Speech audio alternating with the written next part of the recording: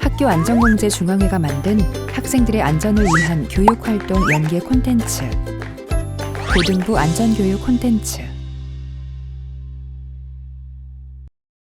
본 영상은 학교 안전공제회에서 보상한 실제 학교 안전사고 사례를 바탕으로 제작되었습니다. 여러분, 스몬비라는 단어에 대해 아시나요? 아는 사람은 손을 들어봅시다. 자유롭게 이야기하는 시간.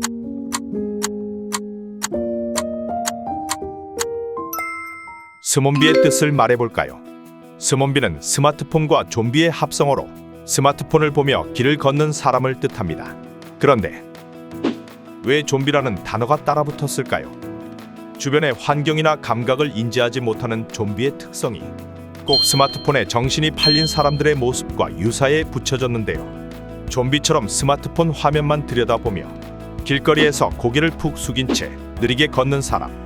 이들은 주로 스마트폰만 보기 때문에 주변의 위험을 감지하지 못해 갑작스러운 사고에 노출되게 되죠. 스마트폰을 보는 때문에 운전자가 보행 중 급정거한다. 스마트폰을 주의하라는 위험 표지판까지 나오기도 했습니다. 그렇다면 나는 스몬비에 속하는가? 한번 생각해 볼까요? 휴대폰을 보며 걸어가다가 보행 사고가 날 뻔한 경험은 없는지 생각해 봅시다. 10초 동안 자유롭게 이야기하는 시간.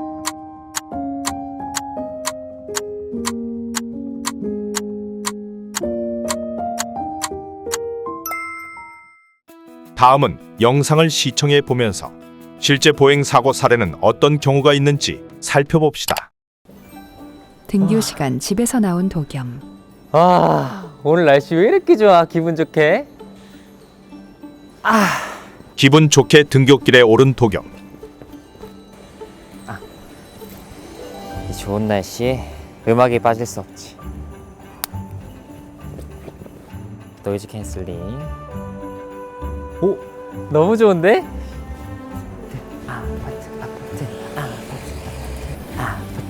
도겸이 리듬을 타며 길을 걷는다. 스마트폰에 집중하던 도겸. 그러던 그때 차에 치인 도겸. 갑작스레 일어난 사고.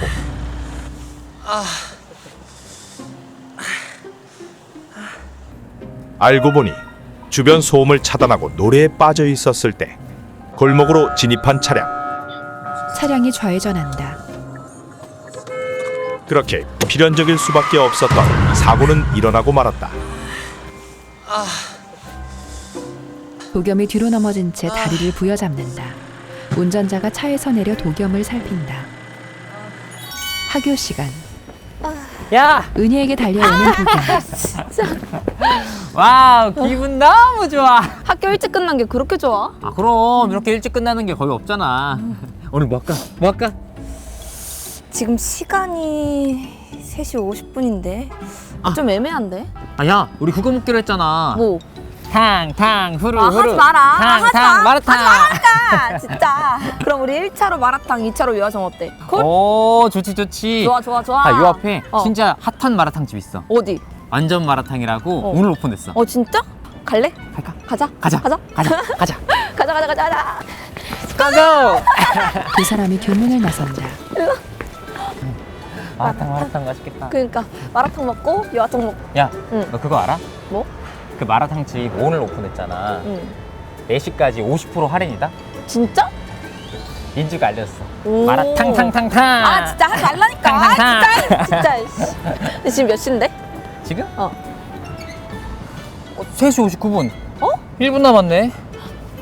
횡단보도에 초록불이 깜빡인다. 은혜야, 우리 뛰자. 저기 바로 앞이야. 괜찮을까? 초록불이다. 야, 빨리 가자. 안 될 것 같은데. 빨리 와. 진짜. 도겸이 은혜의 손목을 잡고 빠르게 달린다. 빨리 와. 저 어떻게 만나? 진짜. 빨리 와. 이때 신호등이 빨간불로 바뀌고 차 한 대가 급히 멈춘다. 성급한 마음에 횡단보도를 건너던 두 사람은 사고를 피할 수 없었다. 넘어진 도겸과 은혜가 다리를 문지르며 아파한다. 운전자가 차에서 내려 두 사람에게 다가온다. 여러분 어떤가요? 이처럼 보행 중 사고는 어떠한 상황에서도 안심할 수 없습니다. 사고의 원인이나 경위가 정말 다양하기 때문인데요. 실제로 23년 사고 유형별 교통사고 통계를 보면 사고 건수는 차 대 차의 사례가 월등히 많지만 사고 수 대비 사망자는 차 대 사람이 월등히 많다는 점. 또한 차 대 사람의 사고 유형 중 차도를 횡단하다가 일어난 교통사고가 가장 많았습니다. 차 대 사람 간의 사고가 얼마나 위험한지 알 수 있죠. 또한 스마트폰 사용으로 주변의 소리를 듣지 못하거나 시야 제한으로 인한 위험성도 점점 증가하고 있는데요. 보행자가 소리로 인지하는 거리는 평소보다 40에서 50% 줄어들고 시야폭은 56%나 감소하며 전방 주시율은 15% 정도로 떨어지게 된다는 사실. 때문에 보행 중에 스마트폰을 사용하면 주의가 분산돼 돌발 상황에 대처하기가 스마트폰에 어렵습니다. 집중하다가 사고가 났던 도겸.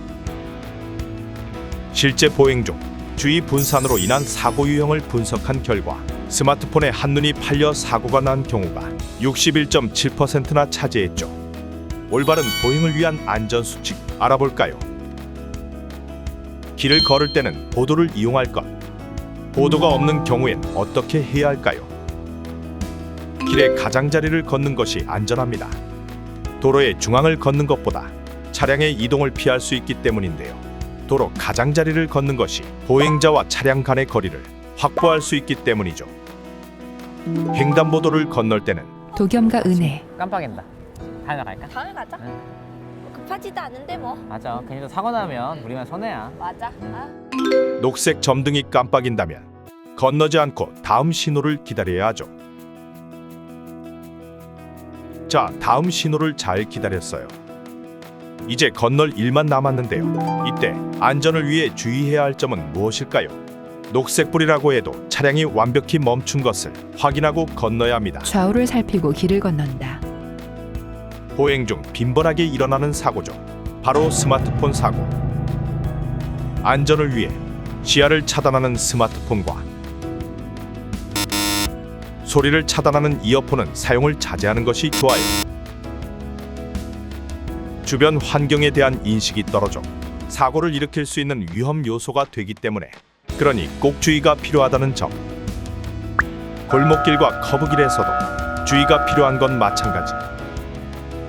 골목길과 커브길에서는 차가 있는지 항상 좌우를 살피는 것이 중요해요. 주정차된 차량이 있을 경우 차나 운전자의 움직임에 유의하는 것 또한 필수. 비가 오거나 눈이 내릴 때도 중요한데요. 비가 올 때 사용하는 우산은 주변 보행자와의 충돌을 조심해야 하고 너무 높이 들지 않되 시야를 확보해야 해요. 눈이 올 때는 미끄러지지 않도록 미끄럼 방지 신발을 착용하고 눈이 오는 날은 시야가 흐려지기 때문에 밝은 색 옷을 입어주는 것이 좋아요. 나부터 조심해야 하는 보행 안전 모두 함께 지킵시다. 학교 안전공제 중앙회 제작 지원 교육부 시도교육청.